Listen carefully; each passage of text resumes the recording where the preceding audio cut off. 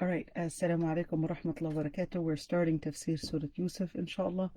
And today, inshallah, we're going to be enjoying it. I was actually doing it for my children the other day, and I enjoyed it so much, and I thought it would be a good idea to actually start Surah Yusuf, even though I wanted to do Surah Al Ahzab. But, Surah Yusuf. A number of things to say about Surah Yusuf. And before we start, I'm going to try to stay away from all the commentary on the sides and actually get to the actual surah. So I want to try to do that. So get your children sitting down, let them listen to it, because I'm going to make it something easy and not something hard. So for everybody to be able to understand it regardless of their age, to make it as the story and read it and say the story, but by explaining the terminologies and the words in the surah in the Quran. But before we talk about Surah Yusuf, a number of things we need to say is that it is actually a Meccan surah, which means it was revealed before the migration to Medina, before the Muslims had migrated to Medina.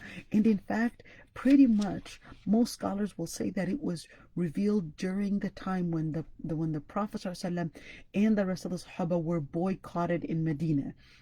In not Medina, sorry, when they were boycotted in the different suburbs, in the suburbs near Mecca, and that was for 3 years, during the time where, although not any authentic reference that it was Am al-Huzn, but within that area, that is known at least to be in the year of sadness. This surah was revealed after Surah Hud and before Surah Al-Hijr. So technically it is the 53rd surah in its revelation, as what majority of scholars would say. There are a number of different things about Surah Yusuf.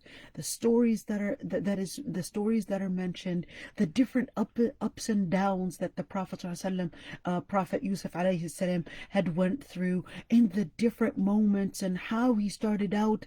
This a child that his father was so careful about, into the moment in where nobody was there to take care of him. He was just left. But it was Allah subhanahu wa ta'ala's care. It was Allah subhanahu wa ta'ala's will that Allah subhanahu wa ta'ala was planning. And this is the most important part about Surah Yusuf, is that how Allah subhanahu wa ta'ala, when He wills something, regardless of all the efforts that might be there to prevent a specific thing from happening, Allah subhanahu wa ta'ala's will will always supersede, and Allah subhanahu wa ta'ala's power will always take place regardless of all the efforts, and no matter how weak and hopeless that person felt during that moment. When Allah subhanahu wa ta'ala wills something, it will happen. And we're going to start, when we talk about Surah Yusuf, we start with Alif Lam Ra. Now the Alif Lam Ra or Alif Lam Mim, all those huruf al-muqatta'a. Al-huruf al-muqatta'a would mean that they are those separate letters that would come before some surahs, not all surahs, but before some surahs. Those are pretty much, they add up into 14 letters, and you can actually combine them together in a whole word. Naqasa asalukum. Those were actually the ones that take 6 counts, but for the ones that take that less counts, it would be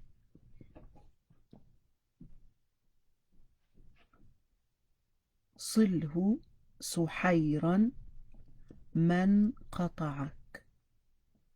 Okay, صله سحيرا من قطعك. You would actually count those, and you will come out with those letters. So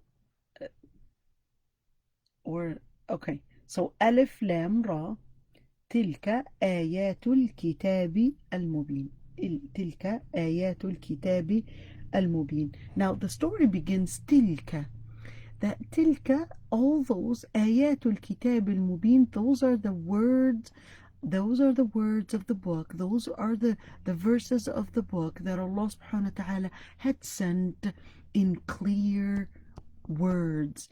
آيات الكتاب المبين, in where they're clear words, and the lessons you can learn from those clear words, from those clear notes in them. There's something that is apparent and other things that you can dig into lessons. إِنَّا أَنزَلْنَاهُ قُرْآنًا عَرَبِيًّا. Why is it clear? Well, it is clear, and the terms are apparent where you cannot misinterpret different wordings. Why? Because it was revealed. The word أنزلناه means it was sent from top to bottom, just as Allah subhanahu wa ta'ala says, وَالنَّجْمِ إِذَا هَوَى مَا ضَلَّ صَاحِبُكُمْ وَمَا غَوَى. In where, just as in Najm, where Allah subhanahu wa ta'ala swears by Najm, swears or makes the oath by in Najm, by the stars, إِذَا هَوَى, when they go down, مَا ضَلَّ صَاحِبُكُمْ وَمَا غَوَى, your friend that is Muhammad ﷺ has not gone astray, وَمَا غَوَى, and is not speaking of delusion. The same exact way, just as the stars, when they come down, or when the stars lose their energy and come down, the same exact thing in where Allah subhanahu wa ta'ala is sending the message from Him Almighty all the way down. أنزلناه قرآنا عربيا, that it was revealed Qur'anan. It is Qur'an. It is something to be recited. The word Qur'an comes from the root qara'a, in where they are words to be recited and words to be repeated, and they are words to learn. Qur'anan. The words Qur'anan Arabiyan. Arabiyan, in where the words that were revealed, the words that were revealed, Qur'anan Arabiyan, in the Arabic language that Allah subhanahu wa ta'ala had chosen that the Qur'an would be in it in order to prevent it from any type of alteration. لَعَلَّكُمْ تَعْقِلُونَ, in order for you to ponder deeply and be able to go deep in the words, although they are clear, although the words and the terms are very clear, but there are things, لَعَلَّكُمْ تَعْقِلُونَ, there are things that you can go deeper in, scrutinizing the meanings and going deep into the meanings to get more and more wisdoms and lessons. نَحْنُ نَقُصُّ عَلَيْكَ. Well, here's one story, one method of making something clear is by making a story. By bringing in a story, you'll be able to clarify certain wisdoms or certain principles and lessons. The story, نحن نقص عليك. We say stories, but the word نقص is not actually say stories. Now this is where Lugha Arabiya comes in, because the word نقص would mean that you are gradually going into a story, or you are gradually paving your way, going through a route or a path in order to see and unreveal those different sides of the story. You're taking a walk and looking at the story as if you are going into a movie and watching the movie as it is here recited for you. And this story is one of the best stories. Now, أحسن القصص, it doesn't mean that this is the best story, but it would mean أحسن القصص because all the stories in the Quran are أحسن القصص, but this is talking about one of the best stories to be mentioned. Why? Because there was a man that was actually known in Mecca who was going a lot to the Persian Empire, and he would get a lot of the legends and the stories that were mentioned in the Persian Empire, and he was challenging the Prophet ﷺ to say, or at least in the Quran, that the words would say stories similar to the stories that he was saying. So Allah subhanahu wa ta'ala responded, well, we've got better stories. We've got the best stories here. Bima awhayna ilayk. And the story is not a legend, but it is بما أوحينا إليك. It is from what Allah subhanahu wa ta'ala أوحينا, revealed, and revelation comes in different forms. Revelation can come into a dream, where Allah subhanahu wa ta'ala would give the prophets a dream that is exactly reflecting truth and reality and is not a delusion. Or it أوحينا, الوحي, can also be in a way where it is directly given from the angel Jibril alayhi salam to the prophet himself, in where it is a direct contact, direct information given to the prophet. So here Allah subhanahu wa ta'ala is saying that this story is not a legend. It is not any kind of a story like the ones that are made up by men and made up by people, but this is bima awhayna ilayk, meaning that it is actually a fact and not a legend, and not mysterious stories for the sake of entertainment. But it is أوحينا إليك هذا القرآن. The stories in the Quran are part. The story itself is actually part of all the lessons sent down as the rest of the wahi. So the story is not a legend, as many would lay out legends to bring about wisdoms, but the stories in the Quran, just like the rest of the Quran, is all built on truth, is all built on facts, is all built on haqq. وَإِن كُنْتَ مِنْ قَبْلِهِ لَمِنَ الْغَافِلِينَ. Yet, before these stories, you were really unaware of them. So here, the word وَإِن كُنْتَ مِنْ قَبْلِهِ, when you were before it, لَمِنَ الْغَافِلِينَ. The word غَفْلَ would not mean in this context that the Prophet ﷺ was in any way ignorant, but this is to say that you were not aware. You were not aware of these stories. One, because you were not present.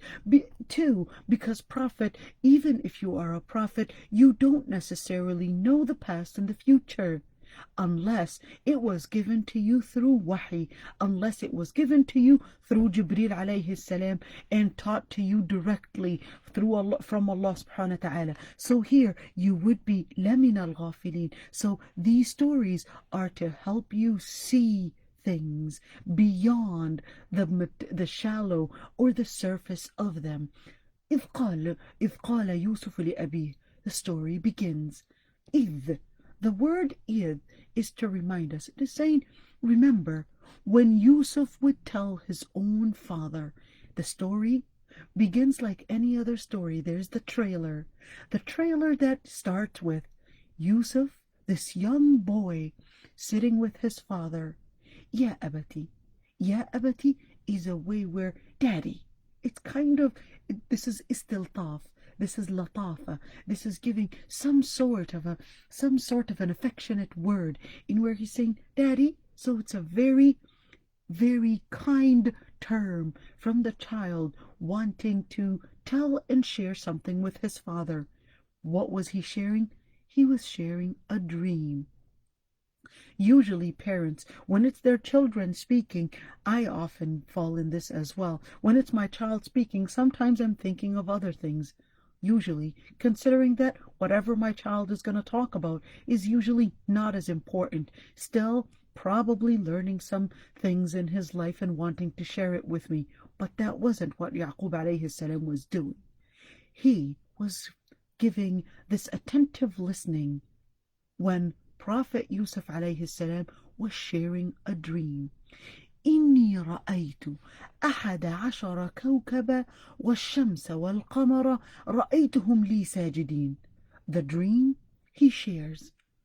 Dear father, I saw in a dream 11 كوكبا, 11 stars. The word كوكب can mean star and can also mean planet. 11 stars. والشمس, and the sun, and the moon, I saw them prostrating to me.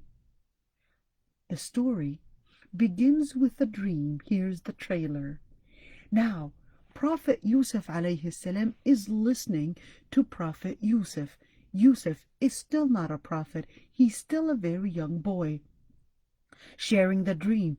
But Yusuf, Allah subhanahu wa ta'ala, even when in his early childhood, he was preparing him with ru'ah, what is called the ru'ya sadiqa. He was preparing him within the beginning of every prophethood. It actually begins with dreams that become true. Prophet Yusuf alayhi salam was getting prepared to being a prophet from early childhood, in where he sees the dream and tells his father, who is a prophet, about the dream in what he had seen. Prophet Yaqub alayhi salam says, قال يا بني. He says, يا بني, my dear son, لا تقصص رؤياك على إخوتك فيكيدوا لك كيدا إن الشيطان للإنسان عدو مبين. Don't tell the story of your dream to your brothers, فَيَكِيدُوا لَكَ كَيْدًا, or else they will plot major plots. And here, the word kaida, it came without it being identified, because it can be in different forms of plot that the Prophet Yaqub was aware of his brothers and what they do. إِنَّ الشَّيْطَانَ لِلْإِنسَانِ عَدُوٌ مُبِينٌ, because the shaitan, the word shaitan comes from the root shatana, which means distant. So shaitan, the distant one, the one that you may not see, but he sees you. Shaitan is actually for humans a major enemy. Now here, the Prophet Yaqub is teaching the Prophet Yusuf alayhi salam on how to deal with the different dangers, even if they were biological brothers, even if they were immediate family members, how one is supposed to be prepared. Shaitan was looking for that moment. Shaitan is not aware of the dream, but Shaitan is now aware after Prophet after Prophet Yusuf alayhi salam tells the dream. Shaitan is now aware that there is going to be a chosen one later to come. So the plot is to be starting before even Prophet Yusuf alayhi salam actually becomes a prophet, from even if it was going to be induced by making his brothers figure out a plot in order to end the prophethood of Yusuf alayhi salam. Shaitan is aduun mubin, is a clear enemy. وَكَذَلِكَ يَجْتَبِيكَ رَبُّكَ. Now Prophet Yaqub alayhi salam continuing the story. وَكَذَلِكَ, as such.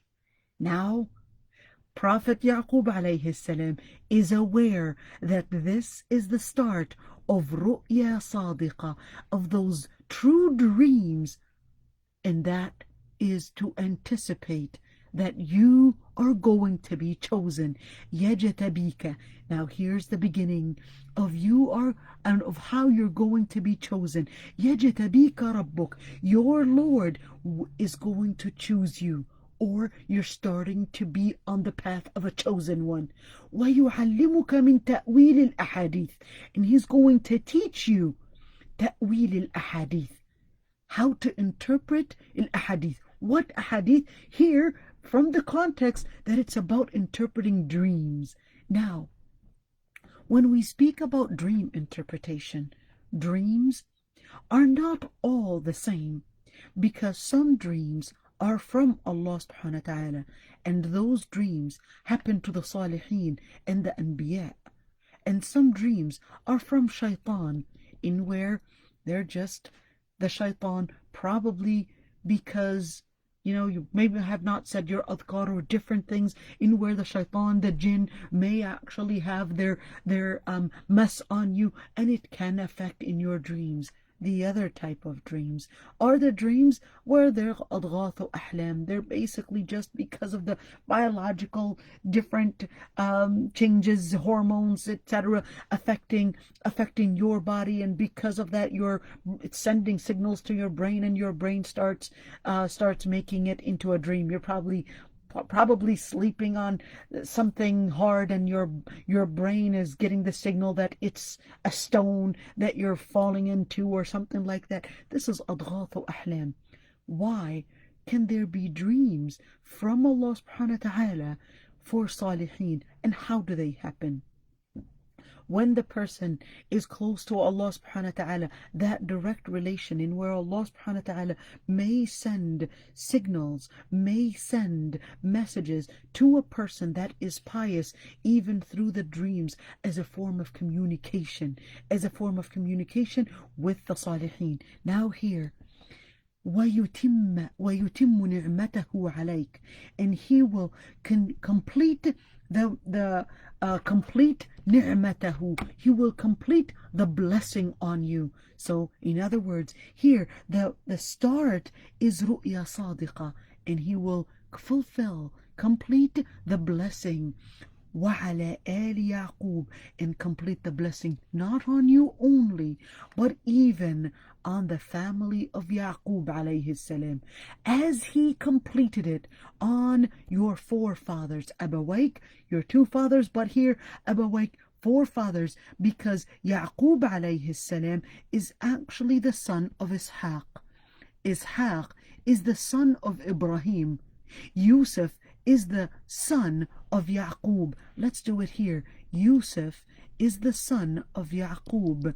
Yaqub is the son of Ishaq. Ishaq is the son of Ibrahim. So Prophet Yaqub alayhi salam was telling him, well, this is the trace that traces back to our forefather Ibrahim, in how he had chosen him to be a prophet, and this is going to be the highest level of being anointed and chosen. Inna rabbaka alimun hakim. Your Lord Almighty is all-knowing. Alim, what does it mean to be alim? Alim means that He is all-knowing. He knows where He sets and who He chooses to be the anointed one, the one chosen to be a prophet, and Hakim, and He is all wise in who and where and when He chooses a prophet to be. لَقَدْ كَانَ. The story continues in a different scene. That was scene number 1. Scene number 1 was Prophet Yusuf alayhi salam sitting with his father, and his father giving him a lesson and preparing him of what task and mission he will be chosen for in the future.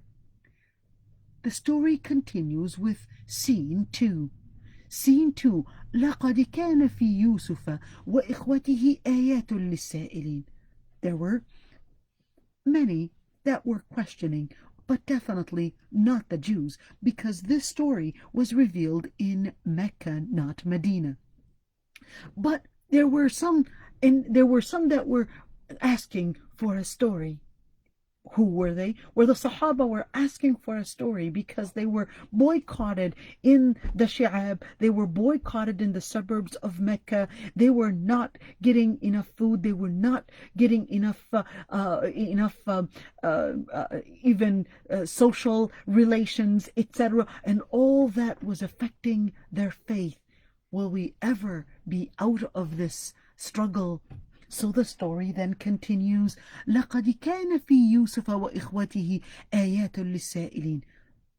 In the story of Yusuf and his brothers, meaning that the main denouement, or the main part, the main crisis in the story was the way that Yusuf and his brothers, the way Yusuf's brothers dealt with Prophet Yusuf. This is the most important crisis.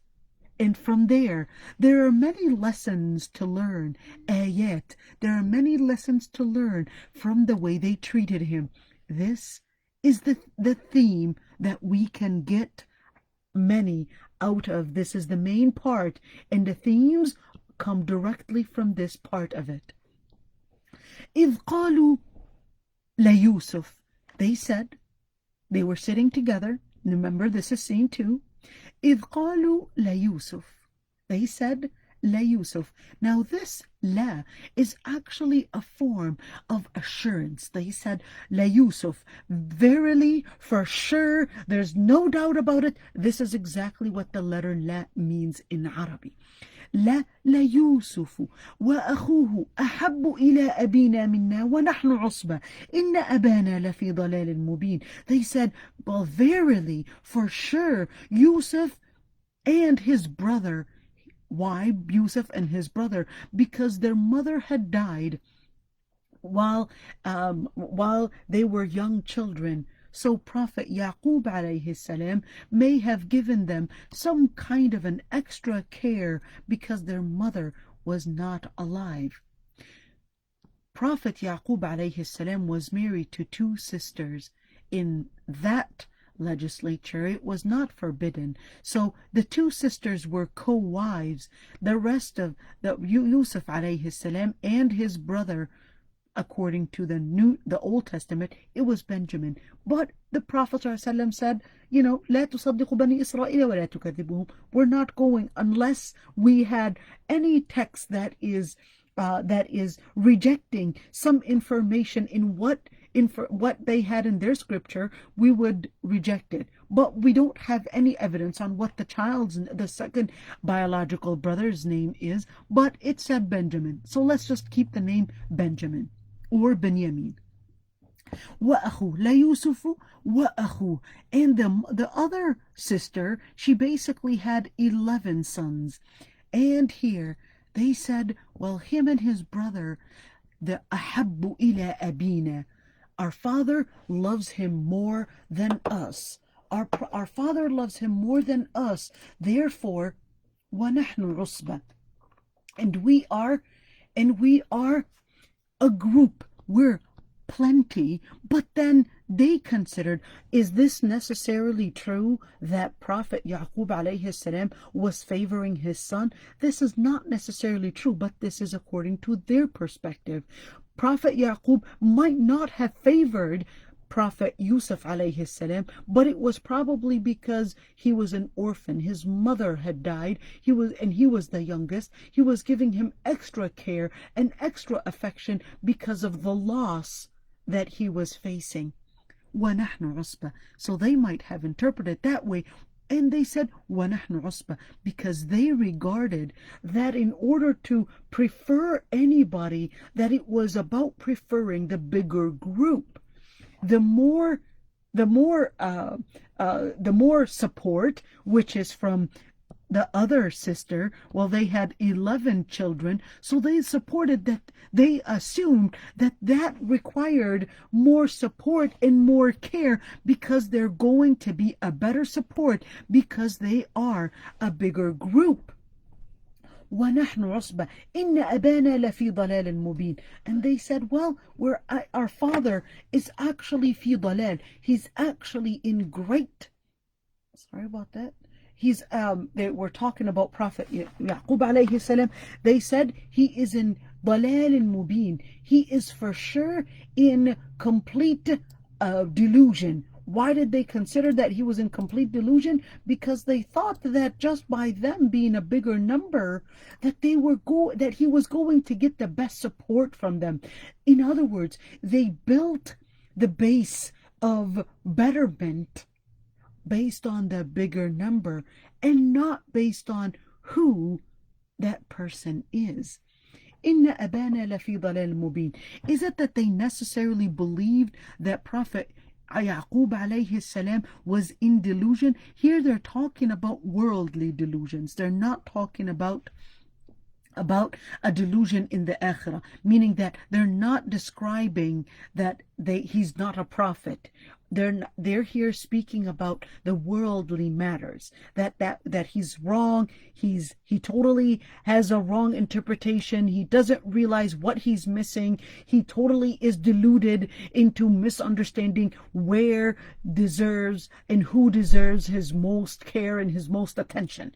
So they said, inna abana lafi dalal mubin, although they were actually considered as part of Ali Yaqub. They were considered part of Ali Yaqub.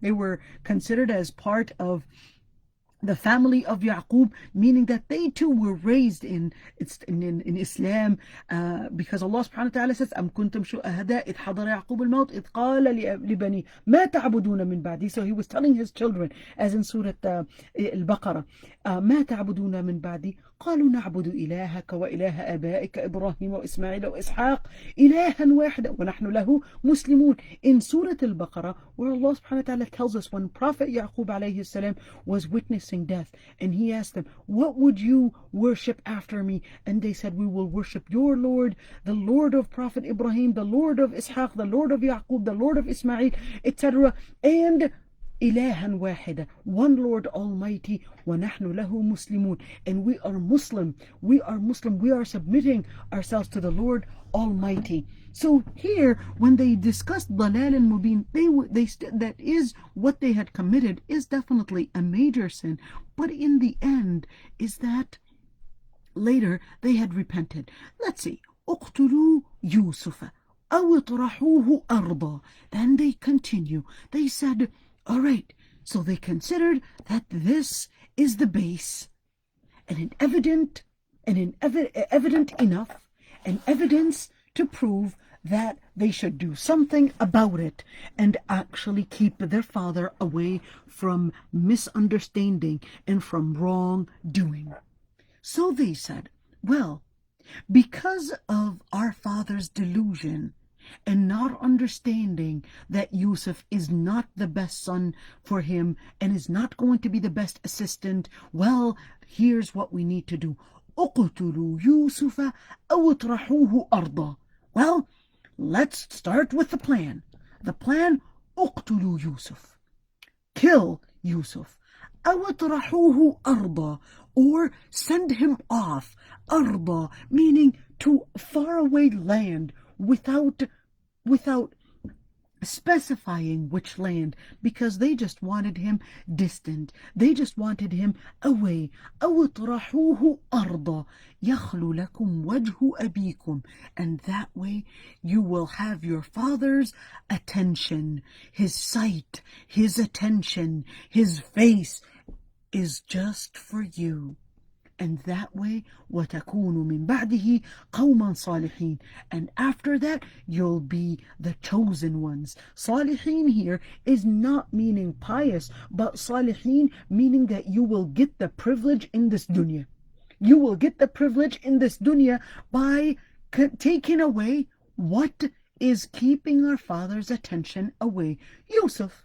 Well, since Yusuf is keeping our attention away, let's get rid of him by we can either choose to kill him, or we could probably distance him away, send him off somewhere.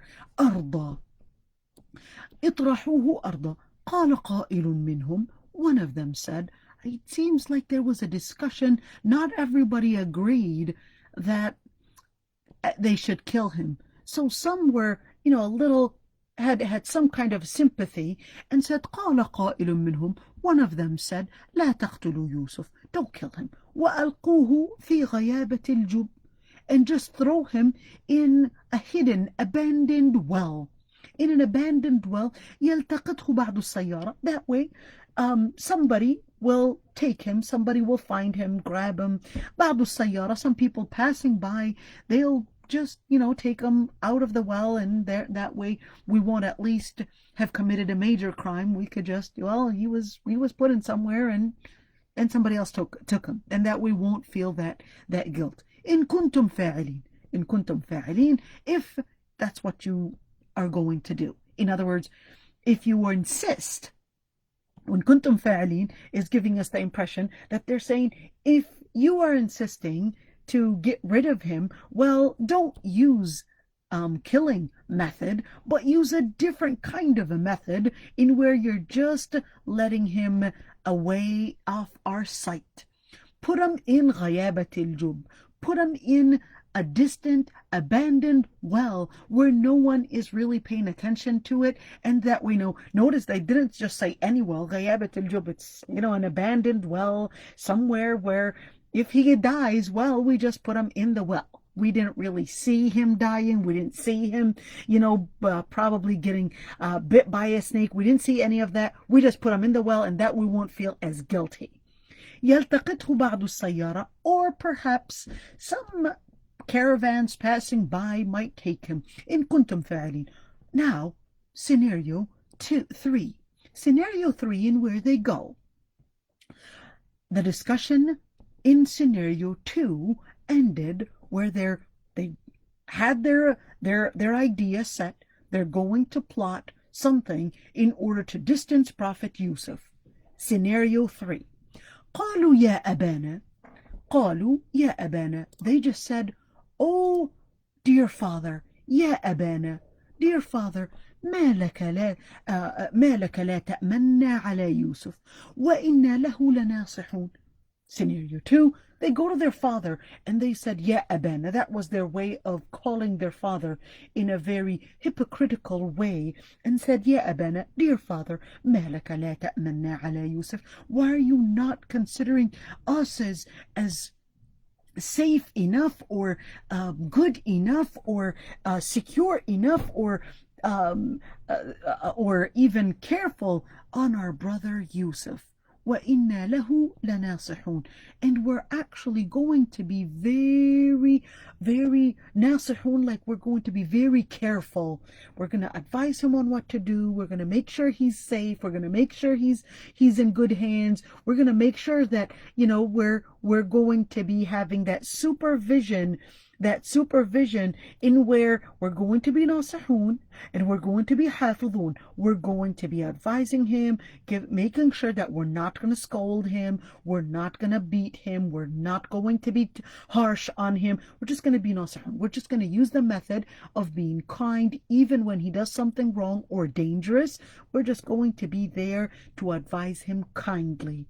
And in the other ayah, we're going to be hafidhun. We're going to make sure that he's secure, he's safe, he's well taken care of. Now, just a point on, many people will ask, well, what is this little parallelogram that is up there? On the side, ta'manna, in all the qira'at, this is how they write it. So it is written like that, but there are different ways of reading it. This is called ishmam, in where you're making not ta'manuna, but as if you are saying ta'manuna. Your lips are as if you are saying ta'manuna, but you're actually reading it as ta'manna. Ta'manna. You're going to be here, at least in Riwayat Hafs, you're going to be stressing on the noon right there. Ta'manna. And while you're saying ta'manna, you're going to make a circle lip as if you are saying ta'manuna. All right, let's continue. أرسله معنا غدا يرتع ويلعب وإنا له لحافظون. So they continue, just send him with us.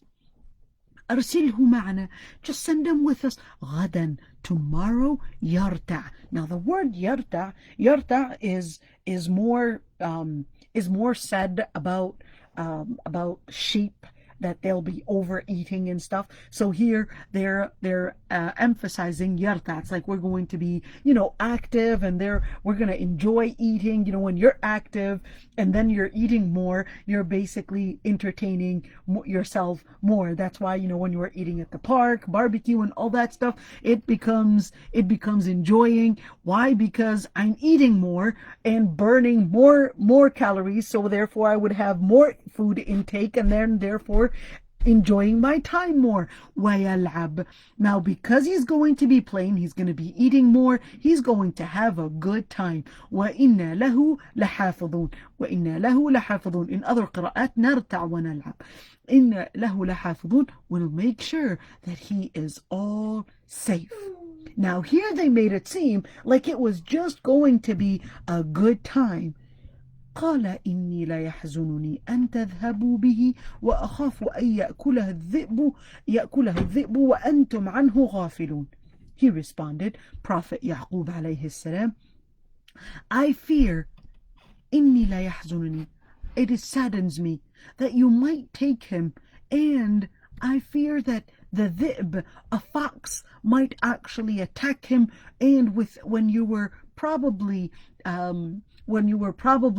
not paying attention, غافلون, you were probably pacified with other things and you didn't pay attention, and probably he might get harmed by a dhib, by a fox, a wild animal, and then therefore it might attack him, and he's a child, he's still too young to understand where danger comes from.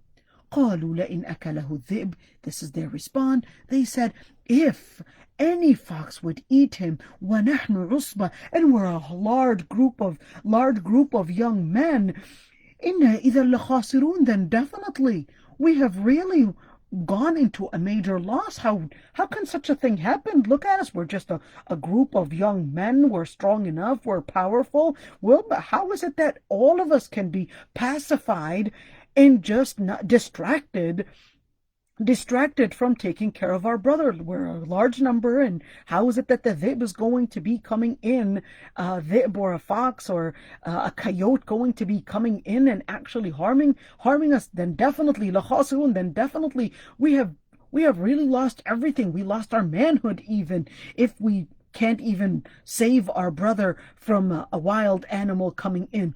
فَلَمَّا ذَهَبُوا بِهِ, scene 4. Scene 4, right here, فَلَمَّا ذَهَبُوا بِهِ. Then, فَلَمَّا tells us it wasn't long. When they took him, ذهبوا به وأجمعوا أن يجعلوه في غيابة الجب وأوحينا إليه لتنبئنهم بأمرهم هذا وهم لا يشعرون. فَلَمَّا ذَهَبُوا بِهِ, when they took him, أجمعوا, then they all agreed. What did they agree on? Well, they all agreed that they would put him in an abandoned well. وَأَوْحَيْنَا, and that moment when Prophet Yusuf alayhi salam was feeling all the fear, أَوْحَيْنَا, Allah subhanahu wa ta'ala then sends a message to Prophet Yusuf alayhi salam, لَتُنَبِّئَنَّهُمْ بِأَمْرِهِمْ. There's going to come a time where you're going to reveal and clarify their actions to them, but وَهُمْ لَا يَشْعُرُونَ, when they're not going to realize it. They're not going to notice it. It's going to be very subtle, and they're not going to realize the changes taking place. They're just going to think that their plot is completed and that they had mastered a very well woven plot. So, scene 5, وَجَاءُوا أَبَاهُمْ عِشَاءً يَبْكُونَ. They throw him in the well, and they come to their father, عِشَاءً يَبْكُونَ. They come to their father at night, عِشَاءً. They came very late at night, يَبْكُونَ, crying. قالوا يا أبانا إنا ذهبنا نستبق وتركنا يوسف عند متاعنا فأكله الذئب وما أنت بمؤمن لنا ولو كنا صادقين. They said, coming crying, putting on those tears, قالوا يا أبانا, oh our dear father, we started racing. We were ذهبنا نستبق, we were racing. وتركنا يوسف عند متاعنا. تركنا يوسف, we left Yusuf near our items. فأكله الذئب, and the dhi'b, the fox or the coyote, came and ate him up. وما أنت بمؤمن لنا ولو كنا صادقين, and you would not have trusted us even if we were honest. Even if we were honest, this is a hint that they actually just made up a lie. Now Prophet Yusuf alayhi salam, of course, asking for evidence. What evidence do you have that this happened? جاءوا على قميصه بدم كذب. They brought Prophet Yusuf alayhi salam's Prophet Yusuf alayhi salam's garment, bidamin kadhib, with some blood on it, some blood stains on it, but that blood stain was kadhib. It was actually not really his blood stains. قال بل سولت لكم أنفسكم أمرا. Prophet Yaqub alayhi salam did not believe it. He just said, بل سولت. You had actually sneaked something. You had hidden a plot with inside of you. I may not know it. But he couldn't do anything but say, فَصَبْرٌ جَمِيلٌ. He tried to get it out of them. He couldn't get it out of them to know what had happened. In the end, he couldn't get it out. So he said, فَصَبْرٌ جَمِيلٌ. I'm just going to have beautiful patience. Why beautiful patience? Because there's a patience where you can be patient, but you may probably, what is the word, express it in ways that are not beautiful, maybe in anger, maybe in harming, maybe in attacking, maybe in different ways in where it makes you feel like you are getting that inner anger, that energy out by getting it out in ways that is totally contradictory and contradicting anything called sabr. Sabr, in where it has to be jameel, it has to be beautiful sabr, beautiful calmness, beautiful patience, in where will not let his information that they had made a complete lie in oppressing or even harming his other children. وَاللَّهُ الْمُسْتَعَانُ عَلَى مَا تَصِفُونَ. And I seek refuge in Allah on what you're describing. Why seek refuge? Because then he may have not known how to get the plot out of them, but he said, I'll just seek refuge in Allah, and he'll be the one to transgress it from you. And that's why he said, فَصَبْرٌ جَمِيلٌ. He didn't want to let it out in ways where it will reduce his honor and his dignity in attacking the children. So he just said, Allahul Musta'an, I'll just let Allah subhanahu wa ta'ala, I'll seek refuge in Allah subhanahu wa ta'ala to deal with you in what you had tasifun, in what you had described, in the story that you had made up. وَجَاءَتْ سَيَّارَةٌ. Scene number 6. وَجَاءَتْ سَيَّارَةٌ. سَيَّارَةٌ, a caravan comes. فَأَرْسَلُوا وَارِدَهُمْ فَأَدْلَى دَلْوَةً. Then they sent واردهم. They sent one of their servants. فَأَدْلَى دَلْوَةً. Puts in the dalwa, puts in the bucket to fetch some water. قَالَ يَا بُشْرَى هَذَا غُلَامٌ. يا بُشْرَى, expressing extreme happiness. Ya Bushra, oh lucky, how lucky I am. Look, I found a young child. Ghulam is a very young child, pretty much between the early childhood and until the age of puberty. So هذا غلام وأسروه بضاعة. They could have announced it, that we found a child. Did anybody lose anybody? Announce it somewhere. But because they didn't want to lose this treasure that they found, which is this son to them, they could sell the child and they can get a fortune out of it. وَأَسَرُّوهُ بِضَاعَةً. They could have went to the nearest well, to the nearest city near this well, but that's not what they wanted. To them, they just wanted to keep the child for themselves. أَسَرُّوهُ بِضَاعَةً. So they kept him as a bida'a, as bida'a is more like a good. It's like a merchandise. So they kept him secret, as a secret merchandise. They didn't want to announce it, so nobody would come and claim the child to them, or no one would come and actually take the child away from them. Wallahu alimun bima ya'malun. And Allah subhanahu wa ta'ala is in total awareness of what they had done. Look at how many plots there were. The plot number one was the plot that Prophet Yusuf's brothers had done. Plot number two is even from these people that found him in the well, and they thought that that they could get away with it. وَشَرَوْهُ بِثَمَنٍ بَخْسٍ. Sharawhu here means that they sold him.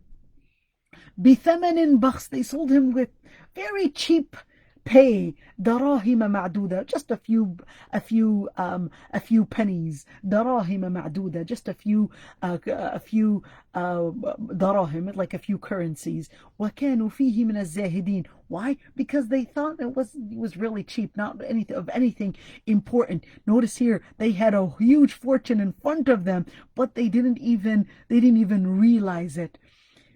وكانوا فيه من الزاهدين. They were really zahidin. It's like they didn't even care. They thought it's like, we don't need this. It's just give us a couple of coins and that's enough. And they didn't really take much anything of Prophet Yusuf. وقال الذي اشتراه من مصر. The one that happens to buy him is basically من مصر, from Egypt. لامرأته.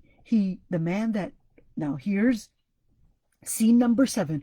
وقال الذي اشتراه من مصر. Scene number 7. وقال الذي اشتراه من مصر. The one that bought him from Egypt, to his wife, أكرمي مثواه. أكرمي مثواه. أكرمي مثواه is like, give him a good setting, give him a very honorable position, an honorable lifestyle. عسى أن ينفعنا. Maybe he'll become useful one day to us, or maybe we can claim him as an adopted child of ours, or probably make him adopt him for ourselves. وكذلك مكنا ليوسف. Now here comes the announcement that Allah subhanahu wa ta'ala says, well, كَذَلِكَ مَكَّنَّا لِيُوسُف. In case you don't miss out on the point, كَذَلِكَ مَكَّنَّا لِيُوسُف. Now, from here, Allah subhanahu wa ta'ala says, well, كَذَلِكَ مَكَّنَّا. Now, here's a very important, pivotal, important point in where Allah subhanahu wa ta'ala puts him in a very important position. He happens to be within the area, within the community that is considered of a high class. Which one is that? And that is none other but the king himself. Did not plan it, but Allah subhanahu wa ta'ala was the one that was planning. كَذَلِكَ مَكَّنَّا. The word مَكَّنَّا means given him power. The beginning of power starts from the place that he was in. What type of tamkeen happened? 2 tamkeens happened. The first tamkeen meaning the first power that he gained, was that the king of Egypt had the tamkeen in where he loved him. The tamkeen that Prophet Yusuf had was how the king himself loved him, to the point that he wanted to claim him child. He loved him as if he would love his own child. The second tamkeen, the second power that he was getting, in where he happens to be in the home of the king himself, meaning authority. 2 types of authority he was starting to get, very similar. And the word makanna reminds us of the tamkeen that Prophet Musa got when he was in the home of the king Fir'aun, and also how the wife of the Pharaoh would also have deep love for this young boy Musa. The same kind of tamkeen. Even love is tamkeen. Even love is power. Without us realizing, Allah subhanahu wa ta'ala was bringing in, changing the hearts for those around Prophet Yusuf alayhi salam, and even in certain positions. وَلِنُعَلِّمَهُ مِنْ تَأْوِيلِ الْأَحَادِيثِ. Now, within that position, he was also learning. وَلِنُعَلِّمَهُ مِنْ تَأْوِيلِ الْأَحَادِيثِ. He was also learning from, of course, when you're in in a place of authority, when you're in the home of a place of authority, there's going to be a lot of lessons learned. The issues that you're going to be discussing are not going to be the trivial issues, but they're going to be major politics, economical situations, and what the changes that are happening there, the political situations, and all those different changes, and social issues that are coming to the king's office and the king's department, etc. Now here, لنعلمه من تأويل الأحاديث, where Allah subhanahu wa ta'ala is hinting to us that he was learning ta'wil al-ahadith. He was learning the tafsir al-ahlam. He was learning the interpretation of dreams, and he was also learning the start of any power starts from ilm. It starts with knowledge. That's the first start of any type of power, any type of tamkeen. Ilm. Wallahu ghalibun ala amrih. And Allah subhanahu wa ta'ala ghalibun ala amrih. Ghalibun ala amrih, where Allah subhanahu wa ta'ala is the one to bring in the victory. Wherever you may think that weakness takes place, Allah subhanahu wa ta'ala's victory shall overcome and win over all weaknesses. وَلَكِنَّ أَكْثَرَ النَّاسِ لَا يَعْلَمُونَ. Yet most people don't realize how Allah subhanahu wa ta'ala's victory and plans take place without people realizing. وَلَمَّا بَلَغَ أَشُدَّهُ. Scene 7. لما بلغ أشده آتيناه حكما وعلما وكذلك نجزي المحسنين. Scene 7. Fast forward. Yusuf is now بلغ أشده, is now mature, now strong, reached the age of puberty. But the most important thing that when you reach the age of puberty to get is hukman wa ilma, power and knowledge. He got the knowledge, and كذلك نجزي المحسنين. But in order to get the knowledge and to get the power, what power? Hukman is leadership. He was a leader. It's not authority to mean that the person was authoritative, but he was a leader. He was a leader getting built from him being in a king's office, in the king's castle. He was learning how to be a leader, and he was also getting knowledge. This in itself are the biggest blessings that you can get. And Allah subhanahu wa ta'ala says, lesson 3 to be learned. كَذَلِكَ نَجْزِي الْمُحْسِنِينَ. Just like كَذَلِكَ مَكَّنَّا. Allah subhanahu wa ta'ala says, كَذَلِكَ نَجْزِي الْمُحْسِنِينَ. Just as كَذَلِكَ مَكَّنَّا, those hidden works of Allah subhanahu wa ta'ala, Allah subhanahu wa ta'ala says, in order for you to get, this is exactly how we would reward. This is how we would reward. Those are the muhsineen, those that are in the level of al-ihsan. What is the level of al-ihsan? The level of al-ihsan is the level where you are so obedient to Allah subhanahu wa ta'ala as if you could see Allah subhanahu wa ta'ala. Now, as if you could see Allah subhanahu wa ta'ala is really why he got the ilm. وَاتَّقُوا اللَّهَ وَيُعَلِّمُكُمُ اللَّهُ. And fear Allah and have obedience to Allah subhanahu wa ta'ala, and Allah subhanahu wa ta'ala will give you the ilm.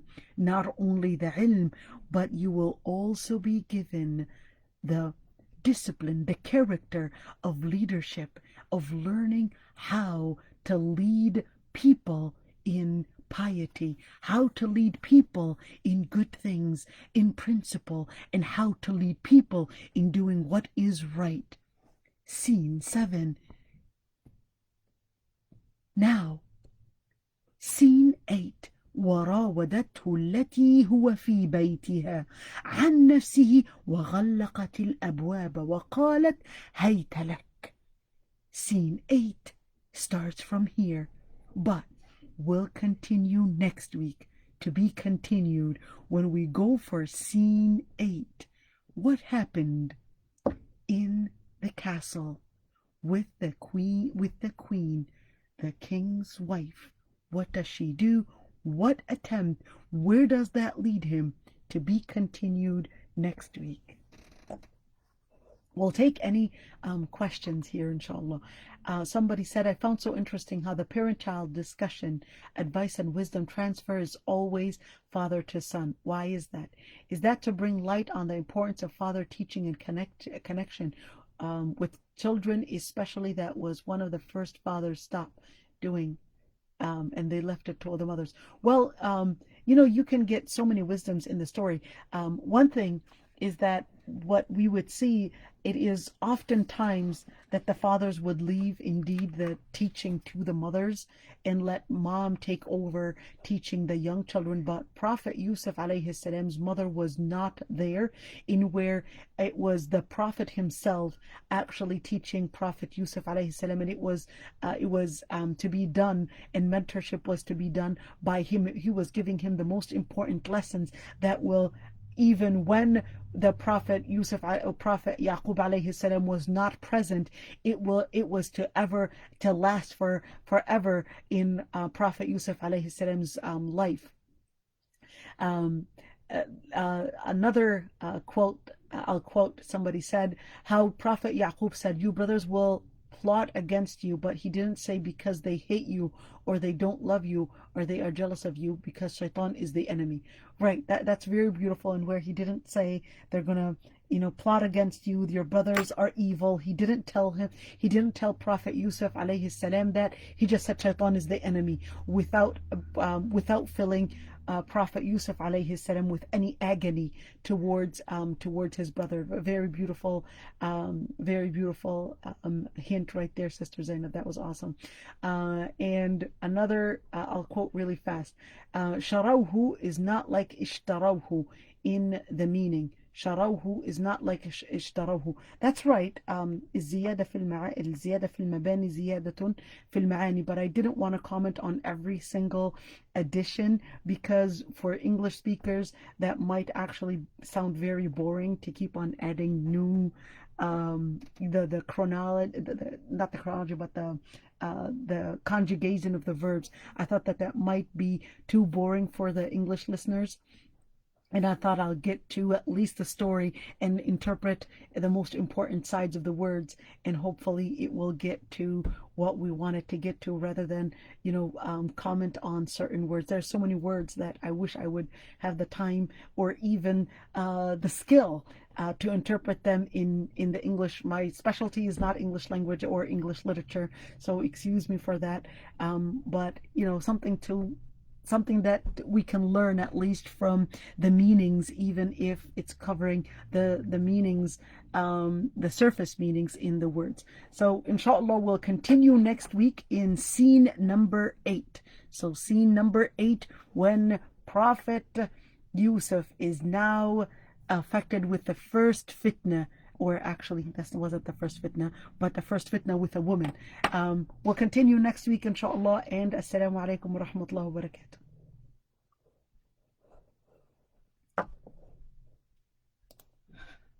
Mama,